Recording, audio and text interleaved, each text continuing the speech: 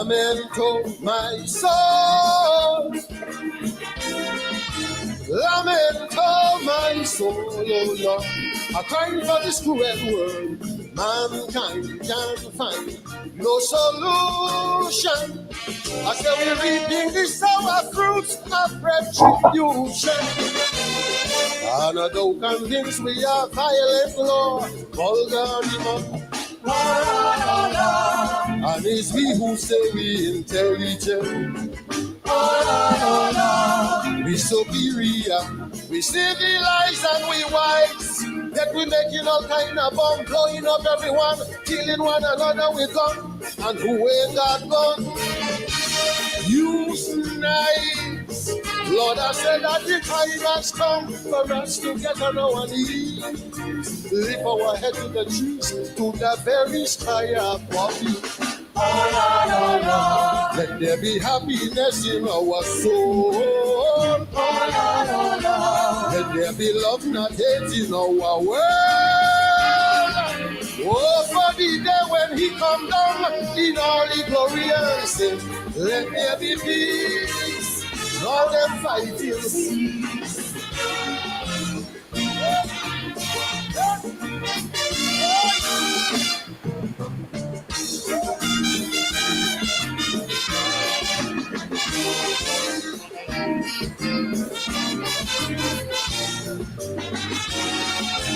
Peace, peace, peace. Everybody shouting peace. Oh Lord, love and happiness is what we need. No one will stretch that loving hand. Everybody sitting down on the bottom, watching the other man. While war and crime and violence are rampant in every land. Yes, we say he made us above the animal. Destiny to mold the galaxies in our hand. But I don't pussy stop fight. They're living and unite. No animal kill for spite. It's only we humans. One can live destroy lives. Lord, I say that the time has come for us to get on our two knees. Lift our head to the trees, to the very sky above you. Let there be happiness in our soul. Let there be love, not hate in our world. Oh, for the day when he come down in all the glory and sin. Let there be peace, all them fighting cease.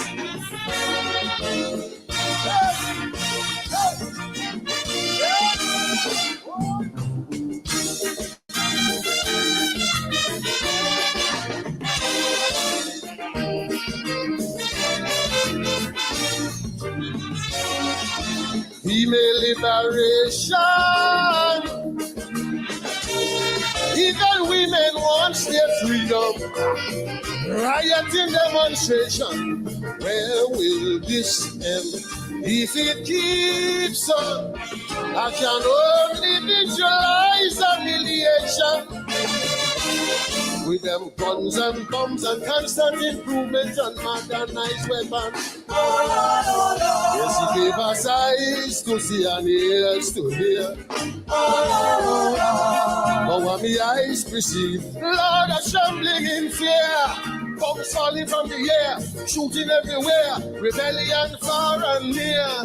And every day's more talk about revolution. Yeah. Lord, I say that the time has come for us to get on our two knees. Lift our head to the trees, to the very, very sky above you. Let there be happiness in our soul. Let there be love, not hate in our world. Oh, for the day when he come down in all the glory and sin. Let there be peace, all them fighting cease.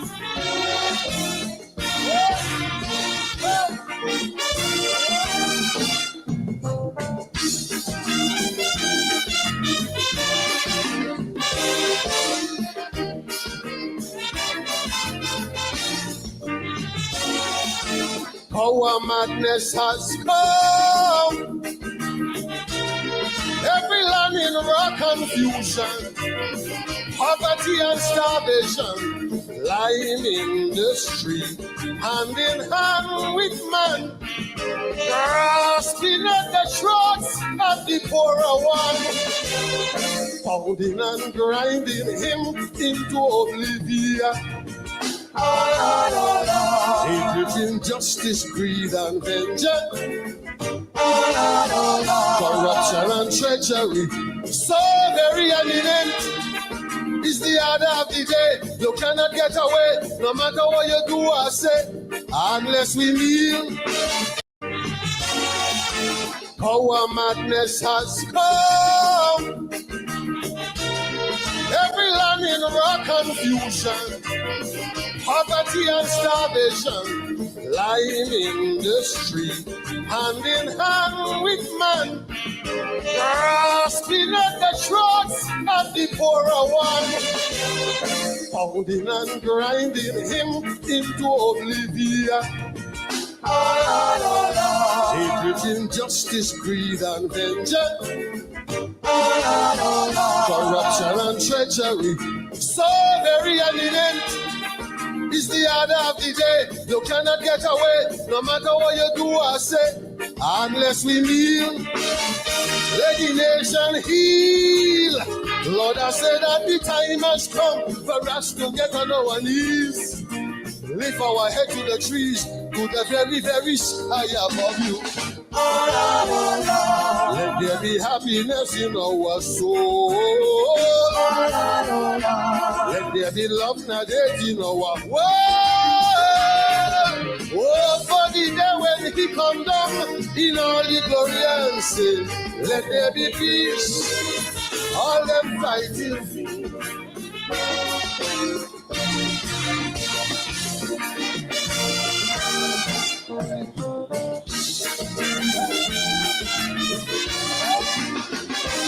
Corruption and treachery, so very eminent is the order of the day. You cannot get away, no matter what you do or say, unless we kneel. Let the nation heal. Lord, I said that the time has come for us to get on our knees, lift our head to the trees, to the very, very sky above you. Let there be happiness in our soul. Let there be love and hate in our world. Oh, for the day when he come down in all the glory and sin, let there be peace. All them fighting.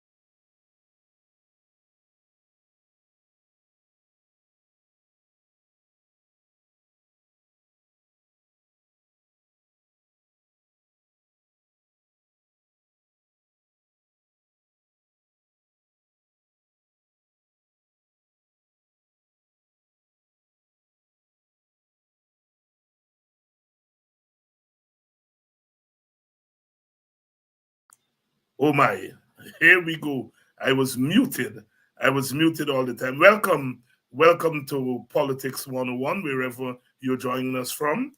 We are expected to be joined by Dr. Vincent Adams, of course. Tonight is Friday night, and we have a lot to talk about. We came in tonight with the song, the music of the mighty Short Short,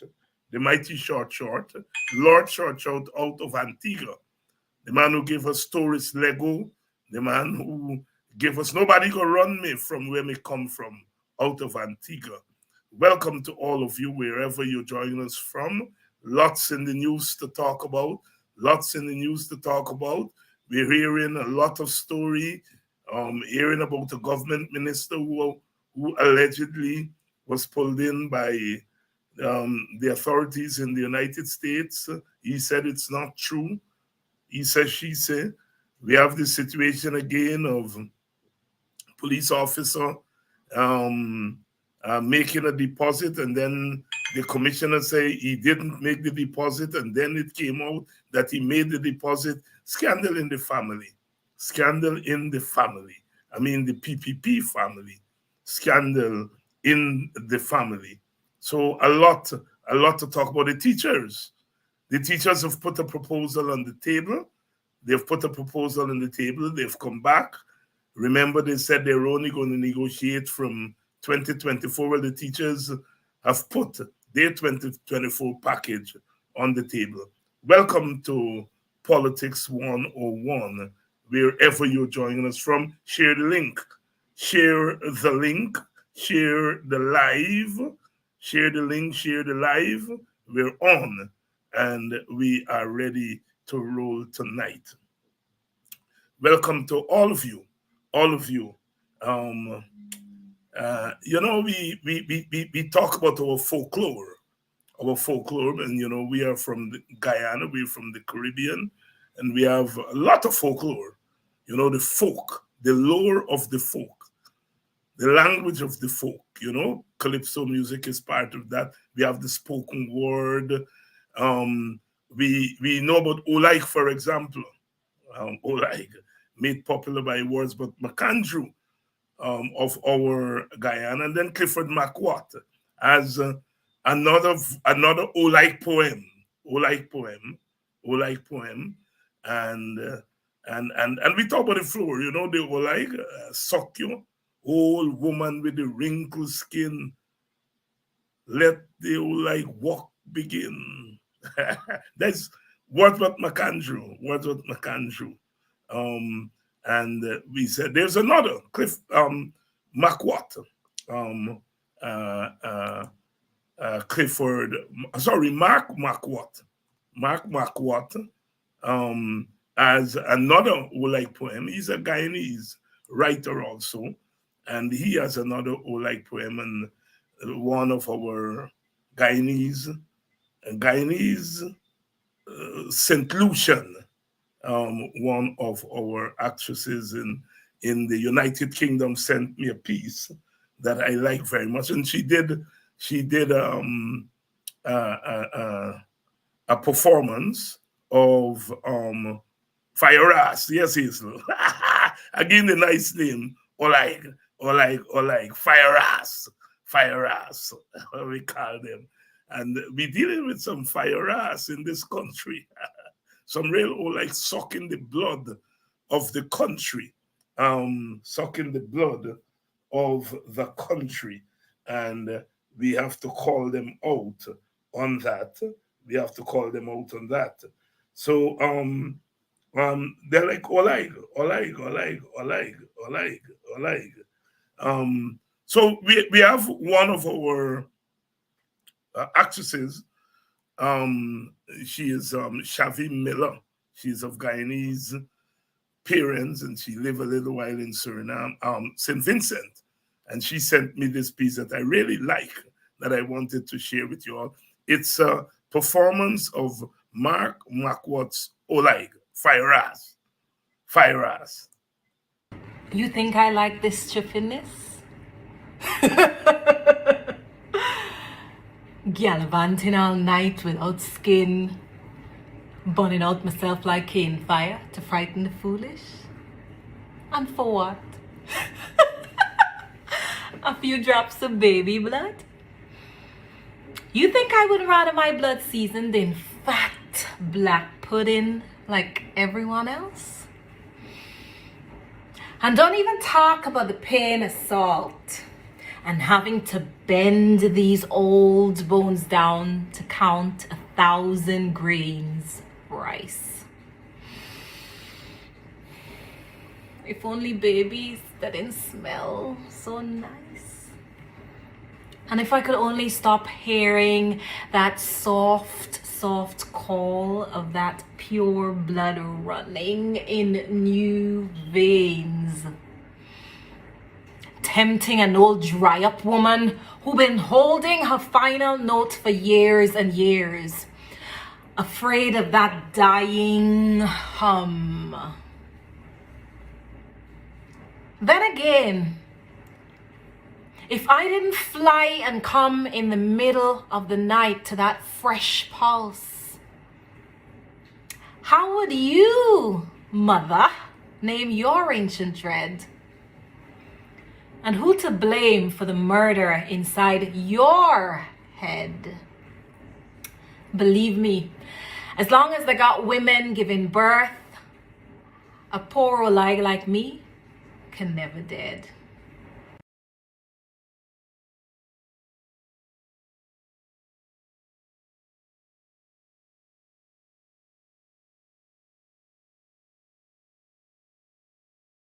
Here I go again. Yes, a young Guyanese actress out of the United Kingdom doing Olag. We know the Wordsworth McAndrew version, but this is a poem by Mark Makwat, a Guyanese writer, and he did that poem on Olag, and Shavi gave us her rendition of Olag. And then she sent it to me, and I rather like her rendition of it, so I wanted to share it tonight. Wait, you think I like this chipiness? Gallivanting all night without skin, burning out myself like cane fire to frighten the foolish. And for what? A few drops of baby blood? You think I would rather my blood seasoned in fat black pudding like everyone else? And don't even talk about the pain of salt and having to bend these old bones down to count 1,000 grains rice. If only babies that didn't smell so nice.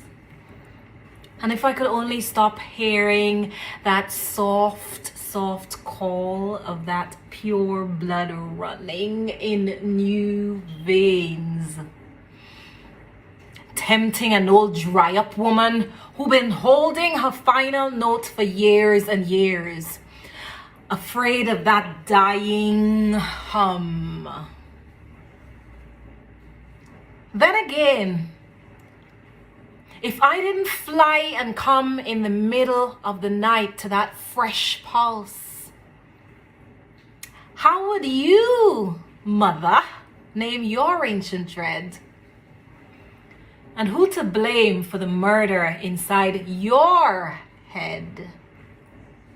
Believe me, as long as they got women giving birth, a poor old like me can never dead. Sister Shavi Miller. She's from New Amsterdam originally, New Amsterdam, Shavi Miller, and she's now living in the United Kingdom, and she is making a name for herself there. And she did that rendition, interpretation, whatever name they give it in drama these days. I'm away from that scene, and so I don't know all the terms that they use now. But I used to fancy myself, as a kind of dramatist actor that the Bostonians would remember those days a long time ago. If you have a nice piece that you want to share, please send them to me and I'll be happy to feature them on our program. The culture The culture is real. And whatever we do, we have to take the culture with us. The culture with us. We can't leave the culture behind because of people without a culture. You all know what Garvey says about that. Your culture is your history is your culture, and your history and your culture is you. Good evening to you, our lovely people. And as we say, we pay close attention here to opposition people, opposition people, opposition people, wherever race you come from.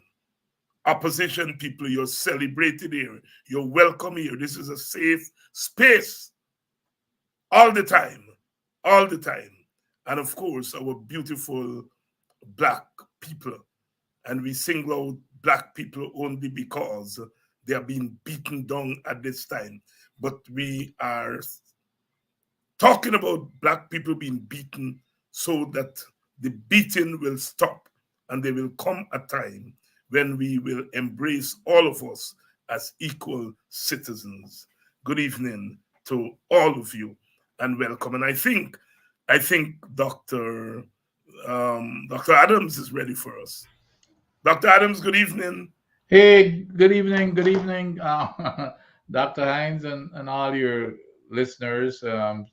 Sorry about the hiccup with, I'm always technically challenged with these IT stuff. Yeah, well, all of us are. And, it's one of the reasons I say that our young people today are much brighter, 10, 15, 20 times brighter now because they take a cell phone and, they sort out things on that thing in seconds. And you and I Yep. will take sometimes hours to figure it out. If ever. If ever we figure it out. Vincent, there is a lot to talk about, but I want to start with a letter you wrote. It appeared in yesterday's paper, and I think in one of the papers today. And you ask the question that letter, or asserted that Barra Jagdeo should be the last person to be talking about conflict of interest. And I want to preface your answer, well, my question and your answer with this. From the time I hear about Nigerians and conflict of interest, my position is that we ought not to be repeating it. All right? We ought not to be repeating it because the biggest conflict of interest that's going on in this country now is the government of Guyana. And top officials in the government of Guyana are engaged in the worst form of conflict of interest. Some of it in the public domain is known, and others not so known. All right? I went on to say in subsequent programs that, look, Nigel used as a potential conflict of interest. All right? That if he were to become a minister of government, a parliamentarian, the president of Guyana, or whatever, then you can't be an official of government in whatever branch of government, and you are the lawyer for a company that's doing the thing. There is a view that there is present conflict of interest because he's the leader of a major political party, and that political party is in parliament. And so, therefore, there is some conflict of interest there. I am not an expert on this conflict of interest thing. I understand the technical aspects of conflict of interest. The point is that Nigerians responded to these questions. And I am still very strong, that we on the opposition side should not be beating up on Nigeria and beating Bush for the PPP. I still think that the spotlight should be on the conflict of interest that is here and now, and that is a clear and present danger to Guyana. I'm unapologetic that I am not going to do the work for the PPP. Jagdeo came out yesterday, and we are jumping here, right? Because I'm coming back to your letter.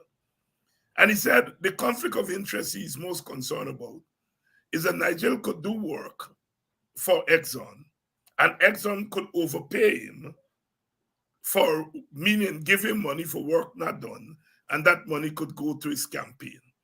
Now, when thief man see Matty with bag, well, let put another way, thief man like to see Matty with bag.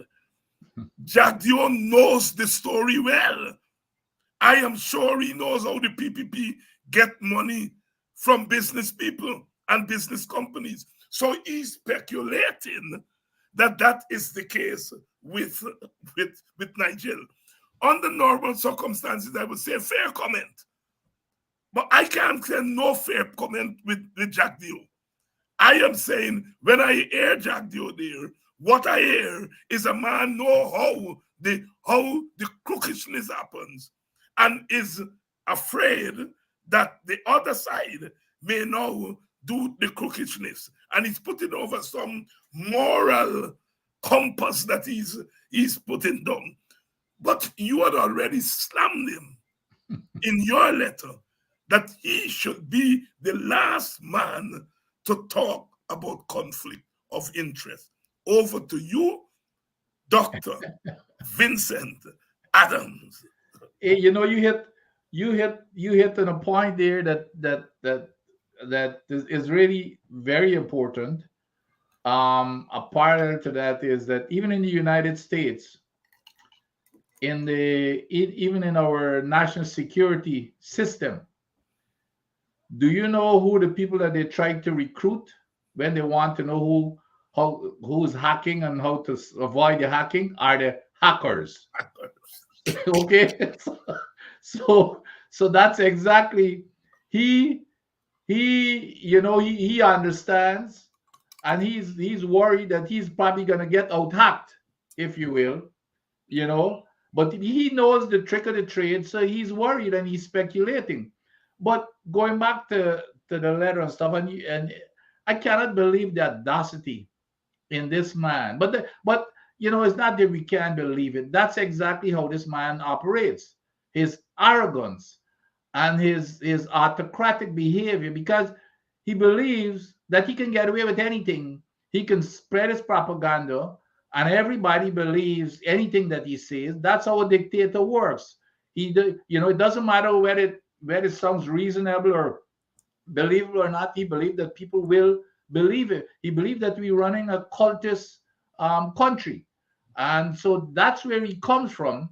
I would be the last person in issue. I would never even bring it up. I would try to keep it in the background, because when he brings this up, then you're shining a spotlight now, which is what I did in this letter, and others are doing, because he is coming into question now, and people are seeing exactly what he was doing.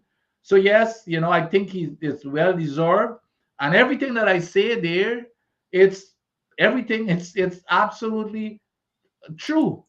It's nothing there is something that I made up or I speculated or imagined. Everything that I said, here's a man before he got into office as a leader of the opposition. He was ranting and raving in parliament. He and the president that the opposition who was in office at the time sold out the patrimony of the country, and it was the worst contract. And as soon as they get in, they will renegotiate. And as soon as they get in, it's suddenly turned. I want to know, the question should be asked of everybody: what caused these people to suddenly make a right about turn and went against their own people?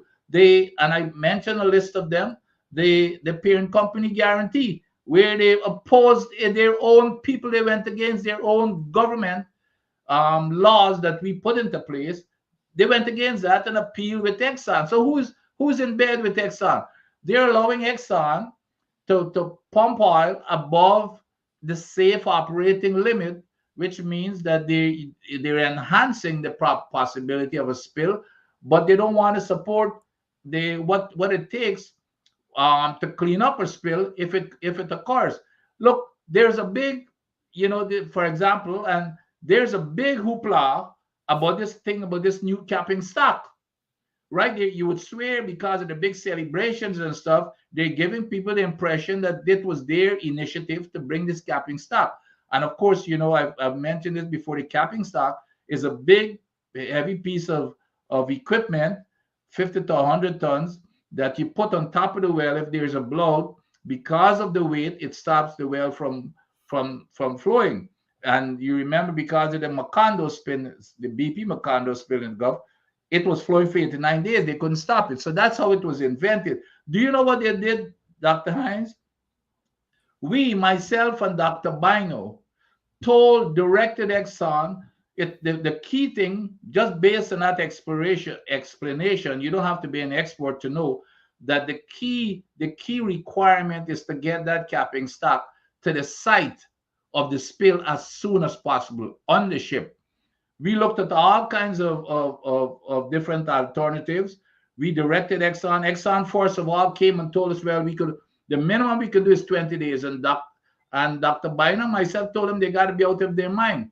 We worked with them till they got down to 3 days. And the only place we can get it there from in 3 days to get to the site was out of South Trinidad. We looked at Guyana. It was impossible to even get close to the 3 days. But we told them they need to come up with a plan for bring it to Guyana eventually, in years or whatever, in terms of the logistics, the port facilities, etc. We put that into the permit, meaning the law, that it shall be 3 days. Do you know what they did as soon as I left and Dr. Bino left? They removed it. They tripled the time, Dr. Hines. They tripled the time to 9 days instead of 3. So now they're saying they're allowing for an extra 3 days of spill of the well to be gushing into the ocean, which could account for hundreds of thousands of barrels of extra oil recklessly, and because that's what Exxon want. But here's the key, Dr. Hines. You don't have to be smart to understand what's going on here. If that facility for storage, because it takes a lot of maintenance, it costs a lot of money, so they got to pay somebody there. So when they bring it to Guyana, and now they're going to be putting it at the shore base here in Guyana to be stored, guess who is going to be getting that money to store it? It's going to be a whole lot of money, whoever owns that shore base. Guess who owns those shore bases? It's their people.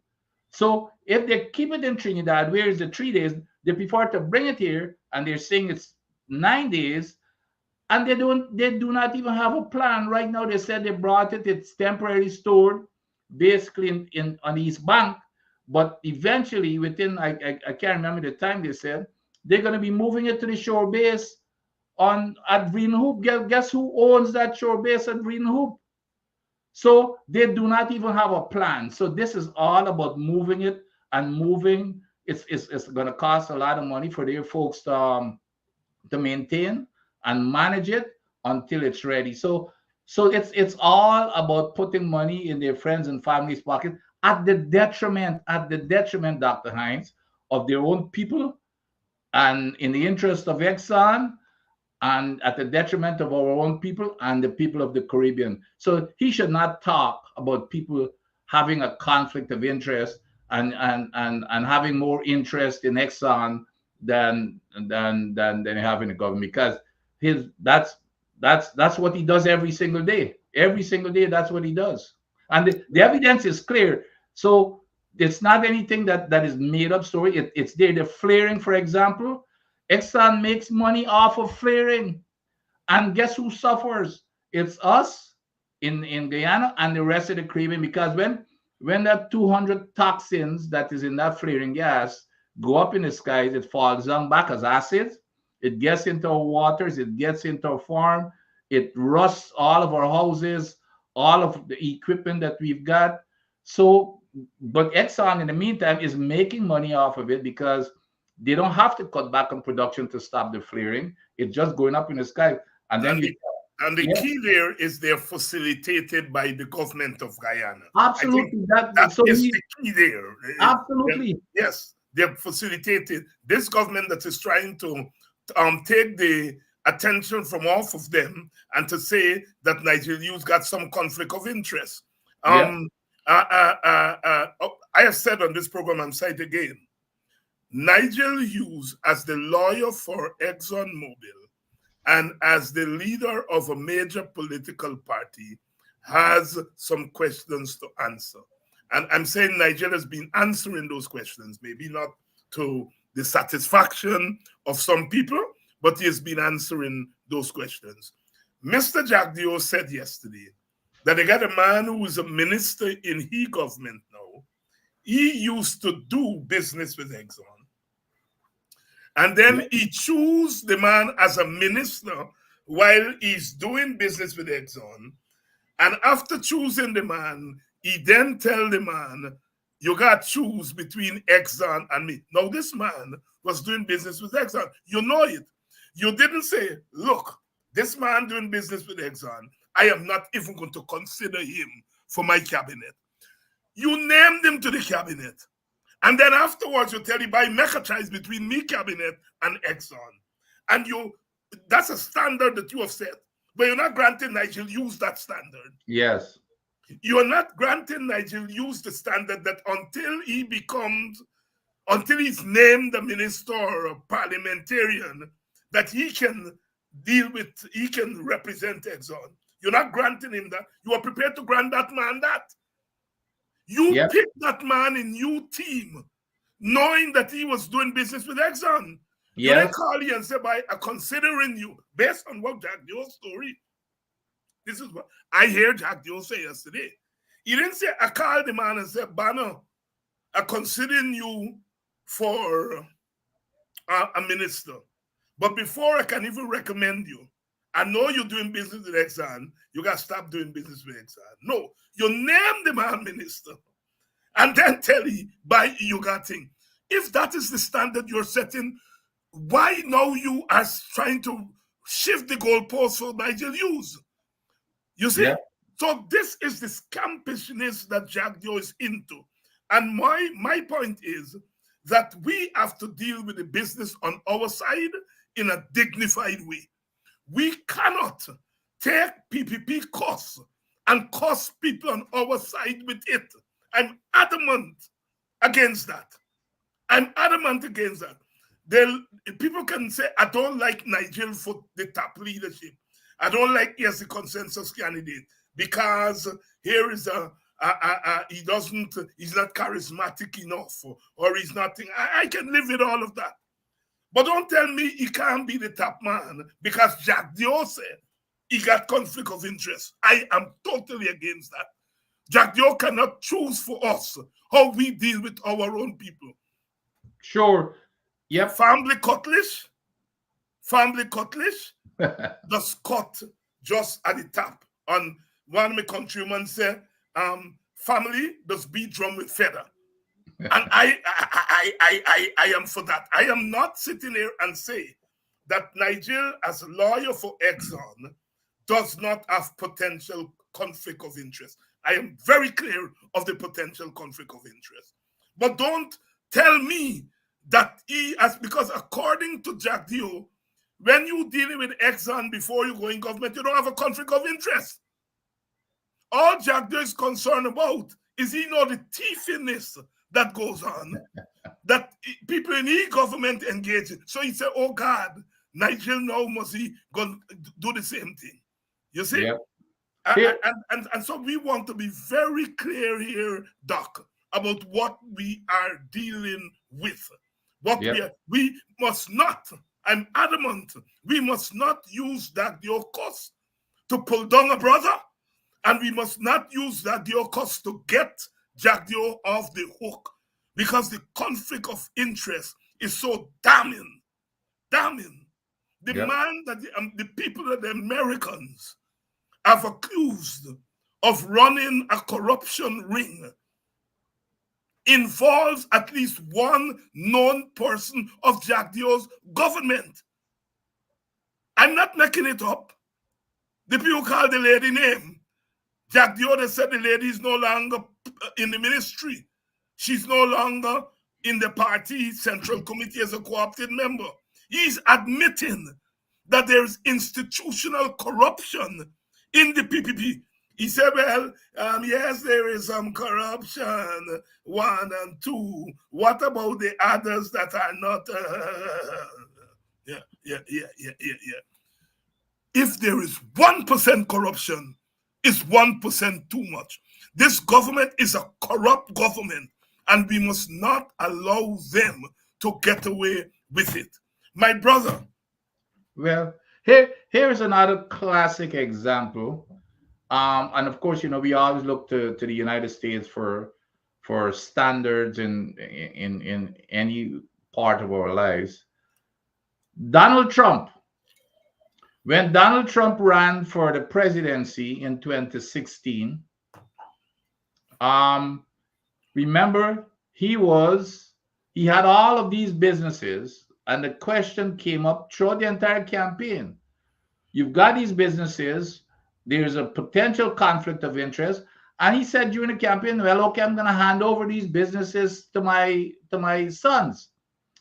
That was not an issue, and as soon as he got elected in November and he started working up the process, he did not hand over it until January before his swearing in. But the point is, he told them this is what he's going to do, and the people decided whether they should vote for him or not. So that is the same exact thing. Nigel has laid his case, he's told them, explain it, what I think very well and reasonable. There's nothing illegal about it.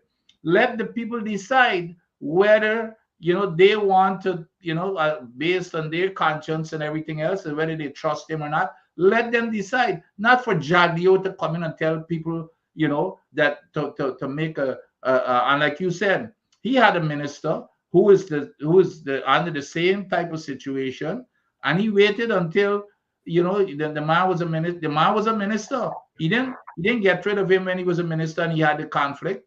He waited, and then he told the man, well, okay, you got to decide one of the two. So it's the same standard ought to apply to Nigel, and Nigel said that. And Nigel has even come up with a plan. Nigel has said, I will not have anything to do with the oil and gas policies or anything to say with oil and gas policy. He has appointed a committee, and he has made it clear to us in the committee that he will not get involved.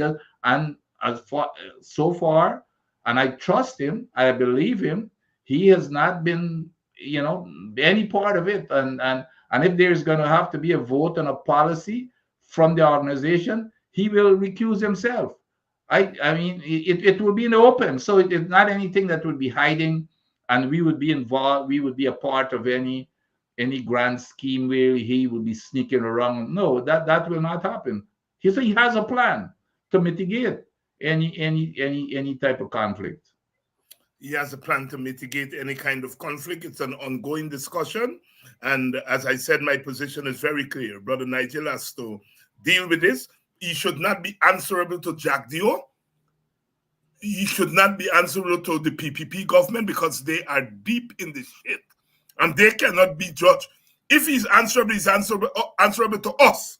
That's right. He's answerable to our supporters. And so Yep. I'm saying Nigel has to continue to engage this question. He has to continue to engage it. No. I don't want to use Jagdeo's standard and wait until on the eve of you becoming a minister or a parliamentarian and then address it. I'm saying, Brother Nigel, address it now. But address it to we.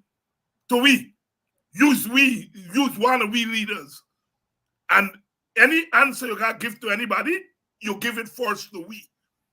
You don't got to answer to Jagdeo and them, because Jagdeo and them are crooks. They're political crooks. And they should not be setting some moral standard for Nigel Hughes to follow, or any one of us. Are you hear me? I feel very strongly about that. There is a point where morality, political morality, has to give way to realistic, real politics. You cannot have people who are hand over fist, openly giving away the patrimony of this country. They're not so much interested in filling Exxon pocket.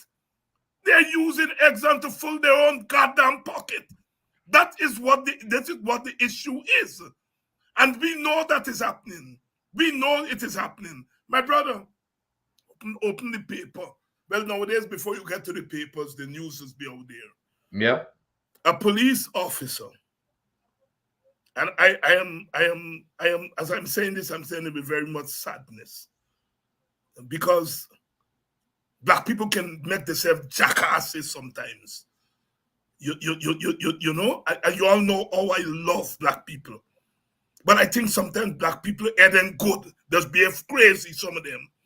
You open the paper, a man, a big policeman, and I don't know about now. Maybe it's different now, but Vincent, you know, when you and I were boys, the policeman, the preacher man, the priest, whatever we call it, the teacher. Yep. Those were the people we look up to. And I still have that in me. I still have respect for policemen and women still, because I grew up with them. You look up to them, you see? And you, this policeman, black man, it is said that he deposits some big money. Then the commissioner of police come out and say no big money was deposited. And then the journalists and them by traffic chase and them do the work. Then by put the paper on the internet to show the money was deposited, the people give back the money. So we find that the office in charge lying, the commissioner lying. No, if there wasn't more in the matter than the pistol, why they are lying about this money? I mean, if a man give me a freck, all right, and I deposit my money and so forth, I ain't got nothing to worry. I ain't lying. My partner give me a freck, right? And I put it in credit union, you know. I ain't got to lie about putting it, and I ain't got to get the commissioner for lying. Once I start lying and the commissioner start lying, it means it's not a little freck I get. It means that it's something else. My brother, help me, no man. Help me. Well, you see, again, we get back to these guys, and the hammer is falling one by one. These guys, they believe that they can do anything, and there's no accountability whatsoever. They own the country, they own everybody in the country, because there are even some other sides to this story that even makes it worse. Because one of the things that I heard at the credit union, you could only deposit a maximum of $2 million. Yeah. So this guy somehow deposited 16. But I heard in addition to the 60 million, one of the excuses that was given when they asked him where he got this money, the man said it was a wedding gift. The man said that he got a wedding gift of $16 million. I mean, all of that is documented. No, I'm not kidding. That's what he said. I'm not kidding, but I said, Lord, you know what people say? People say, you know, asking teeth to laugh. Asking teeth to laugh, because this is serious business. But I hear the other thing that I heard from reliable sources too, Doctor, is that was not the only deposit. There was another deposit for over $100 million. Oh, my mama. Yes. Me. So, but you see, the thing is that it's a cover up. It's not only a lying. It's a lie to cover up, because I am telling you, they all have to lie to cover each other, because everybody knows about each other. It's this ring, and they were afraid that if something comes in and they start digging in and they start squeezing one, he might squeal, and then who knows? So they got to go like. Well, guess what they're doing there? They're transferring, they're moving them around. They're not getting any hurt, but who knows what they know even above them? The people in the government, so who knows what they know about them? And so those are the kinds of things that now Nigel, the same Nigel at the AFC press conference yesterday, Nigel. And I think they made a public statement, press release. Nigel is calling for an independent investigation, outside of the country. No sham investigation with the police investigating themselves. because the unit that is supposed to investigate that, guess where the unit reports to? The commissioner of police. The commissioner of police, who is part of So, the cover-up. so Nigel is saying that's a sham. They need to go to some of the, CARICOM countries or someplace to get that independent investigation of this issue. And I cannot see a single Guyanese who will not support and agree with that. And I think that's a good call. And we all need to be putting pressure on them to have an investigation outside from resources coming from outside this country. Truly independent. Uncle Vincent, I see one of your nephew here saying good night, Uncle Vincent, Richie from Arizona. My good friend. Yeah. Uncle Vincent, here is the thing that bothering me about this. There's the corruption. And so, as we were saying, corruption.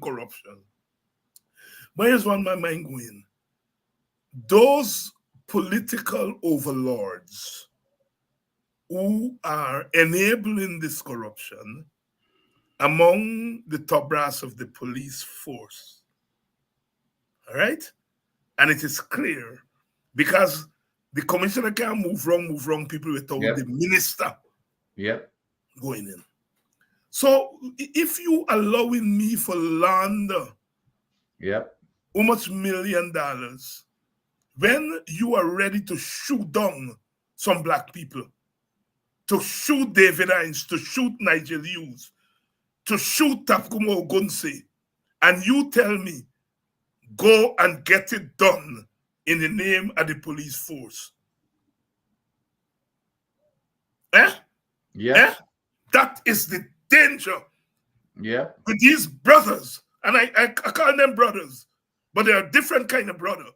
These brothers who are in high places in the armed forces, we are now getting a glimpse as to why they are willing to shoot their mother and shoot their daughter and their sons when called upon to do it.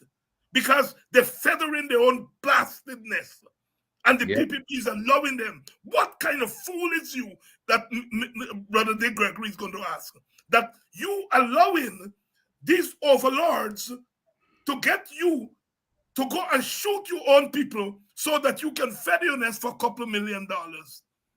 That, for me, is a very, very serious that I want you all black people to understand. And I want Indian people to understand it too. That when I will cry that the police shoot down our young people, shoot down our activists, kill them, you all get a sense of what is happening. That the PPP has compromised them, and the human beings, whether you're black, white, blue, or thing, you want to feather your nest, right? And so they've compromised themselves. The PPP is intentionally compromised them. And when the PPP is ready to lick down black people, they have ready people at the top who are so compromised, they will carry out that slavish action. Dr. Vincent Adams, what is going on in our country, Guyana? Well, I totally agree with everything you said. I can't add anything more eloquently, but what I know, one of the things that we have got to be talking about as we move forward into elections and governance after the elections, after that party is gone, is that we have to revamp that entire police force. You're absolutely correct. I remember growing up as a little boy, you looked up to the police and the teachers and nurses, and they were a special class of people, and all of us aspired to even become part. Those, you talk about people being clean as a whistle. Those were the ones. It's the complete opposite now, and they're doing it because they've got some power and authority, and the fear factor that they drive in everybody, that they because of the corrupt practices, and they drive fear in people. If you do not cooperate, this is what's going to happen. And of course, they've got a government that they report to that you said is totally corrupt in everything that they do. and the entire system is corrupt. So the people, people like, the population itself is living in deep fear, and with nobody to protect them, basically. So there's no justice, and you've got to just survive while this is happening.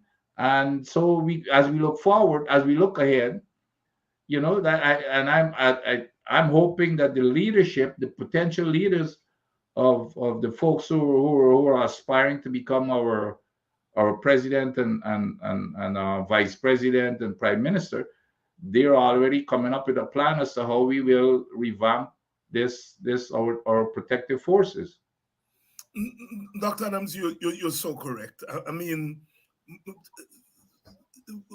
when our side takes power, they gotta be serious. One of my criticisms of the last time around is that we went along as though, nothing was wrong with our country.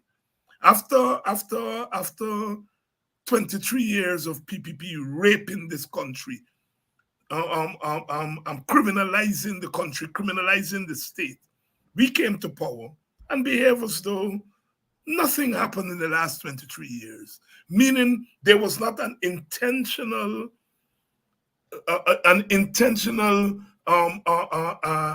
drive on the part of those who came into power in 2015 to say this system is broken and it has to be fixed. Now, you couldn't fix it in 5 years. You couldn't fix. But I'm saying there was not enough intention to fix. This time we can't make that mistake. We cannot have this kind of police force, as you quite rightly says. The citizens feel, on the one hand, helpless because the police is supposed to serve and protect. So on the one hand, you feel you're not being served and you're not protected. On the other hand, you feel that you can do anything, and you go to the policeman or woman and you give them a small piece, and then, so we're back to the law of the jungle. Yeah. You see? And we cannot continue with a police force like that. The PPP is happy to have a police force like that because it has its political intentions. That is, that police force is going to beat up its opponents.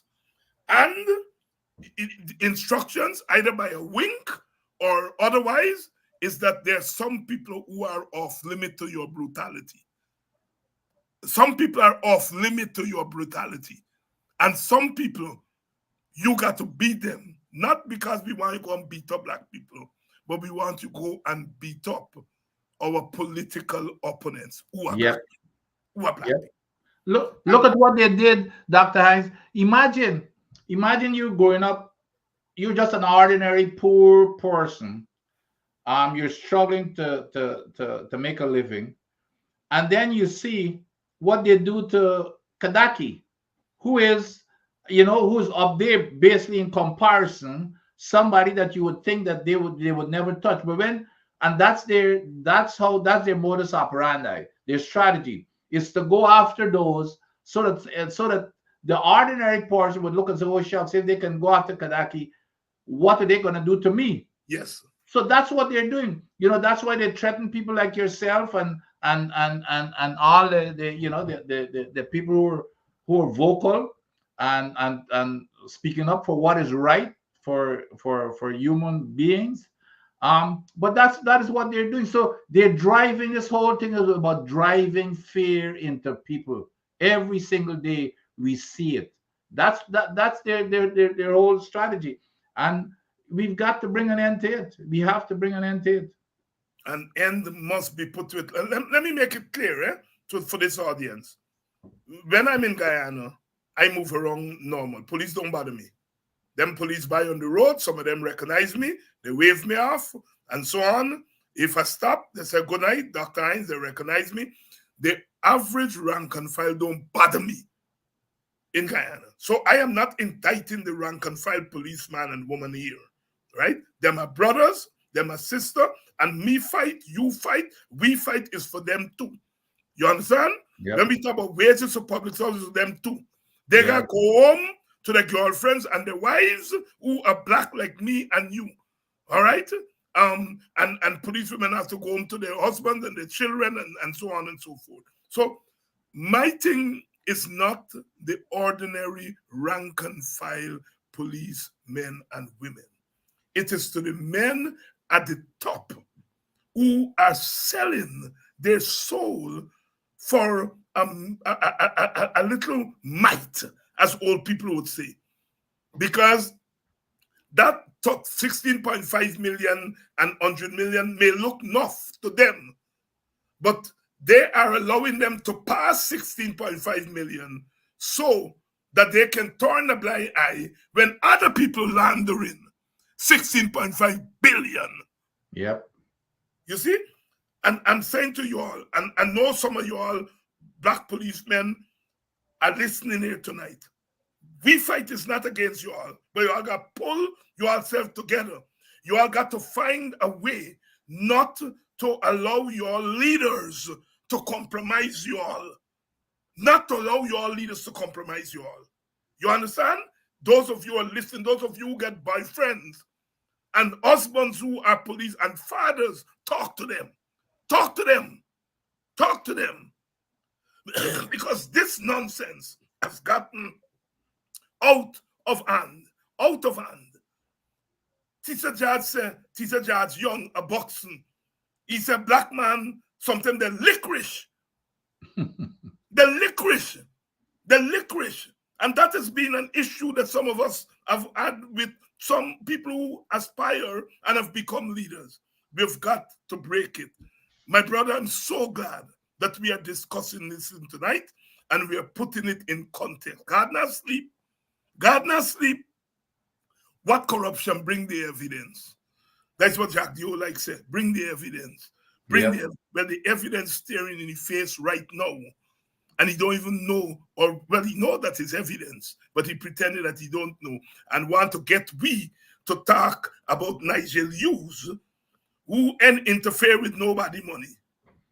Yep. And you see? And that's you know, that my point. You notice, and the good thing is, it ain't coming from us either. It ain't coming from the local politicians.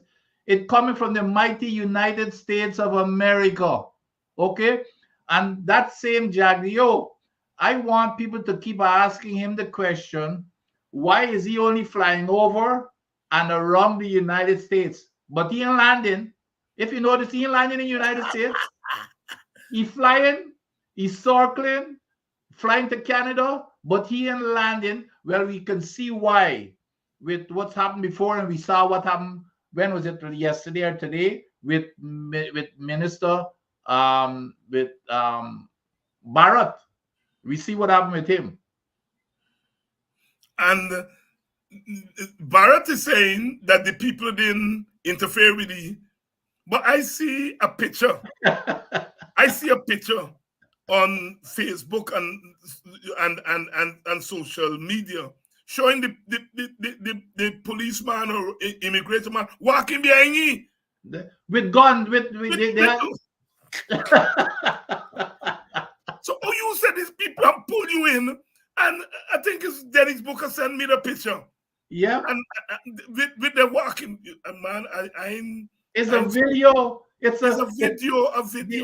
and a picture, but you can see the three plainclothes officers and then an officer with guns behind. Man telling me it's not true, man. I'm not. I know the technology thing good like Mark Benchop and Cheryl and them by forget the thing from a phone. You see, when people send me them things, God send me it by email. I cannot maneuver the phone to this story and so on. And think that's why I want one young people to come in and help me with this story so that I could have shown the thing with the people that walking side by side with them behind me. Yeah. And they're lying. They're lying. Yeah. Sisters and brothers, they are on the ropes. They are on the ropes. Yes, then he said she sent me. Yes, then he sent me the thing. Then he sent me the thing. They're on the ropes. And the evidence a come off, come to us like when lard and butter, you put them on that frying pan, you come off, so the evidence will come out on them. Vincent, before we go, we have to talk about the development with the teachers. Yes. I was so heartened when I saw open the papers today and saw the comeback by the teacher. We said by there's a good comeback, right? Because they bullied the teachers into cutting out from 2019 to 2023. Right. So the teachers had to go in from 2024. But when the teachers put the 2024 and 2025 story on the table, it was a brilliant comeback. You know, when you get knocked for 6, you know that good. Or you get knocked for 4, the next ball is important. You come back with the next ball. You either take because you beat the batsman, all ends up. You say, "Why, that's a good comeback." Talk to us about the teachers' good comeback. Yep. But I'm telling you, I think the teachers are really being nice. To ask for 30%. I think that it's. And I think that it started as a 39%. Yes, it varies from. I think it's a year. It's a 30%. Yes, right. So because and here is why. I think it's between 8,000 or 9,000 of those 14,000 or 13,000 teachers. You know how much money they make? 9,000. They make $100,000 per day. Not per day. I wish that's what they should be making per day. They make 100,000 Guyana dollars per month. 9,000 of those 13,000 teachers. Anytime you look, if these guys had any kind of competency or understanding as to how you develop a country or how you build an organization, they would know it always comes down to competition for your best personnel, your best staff, your best labor. We are now competing with the rest of the Caribbean and the rest of the world for a teacher. We're investing money, training them, and then they're gone. We're the lowest paid. We've got the lowest paid teachers in the whole of the Caribbean by far. And we're supposed to be by far the richest. You've got places like Grenada, where teachers are paid twice. Trinidad almost twice. Another country like 2.5 times, 3 times. We are the lowest paid teachers. How could teachers survive? They're gonna leave, they're gonna go to a training college, we're gonna invest a lot of money on them, and then they're gone. And then here is what the stupidity of and the incompetence of Bharat Jagdeo, when he says, well, it's okay, we're gonna train them, and if they gotta go, they gotta go. That's the irresponsible and reckless kind of statements that you get, an incompetent statement coming out to these folks. But anyway, so I believe that they should have been getting a minimum of at least 50% is the minimum for a start. But I guess they're in a bad situation, a tight spot, and if they feel that 30% is gonna go a little ways for them, at least for a start, until the new government comes into office, until the opposition comes into office. Okay, I fully support them. We need to put pressure and support them. But the biggest disappointment, though, Dr. Hinds, why? And it goes broader beyond the teacher strike. My biggest disappointment is that these teachers did not get the kind of support from the rest of the country and the rest of the unions. Yeah. If the other unions, the public service unions, if they had come out and supported, this strike would have been over. They would have gotten what they want. You can't tell me you're taking 60% of this nation's budget and putting it in the hands of maybe 1%, which is your friends and family in the construction business, and you've got teachers who are making $100,000 Guyana dollars, by the way, per month, when these guys are making millions and hundreds of millions. So that's the disparity in how people are being, one class is being treated one way The other class is being treated another way. But I think we need to watch this and put pressure on the other, especially the public service union. It's time that they need to come out and support these teachers and take it to wherever it may go. Let us make the sacrifice here, or else they're gonna be setting a pattern here that is gonna be hard. It's gonna be hard to turn back. Dr. Vincent Adams here tonight. As we go out, my condolences to a couple of families in my village. The family, the Best, Winifred Best, who was a real champion, a real activist. She never misses a political event. She is always there at our emancipation events. A live wire in the village, Winifred Best, our children and the rest of our family condolences.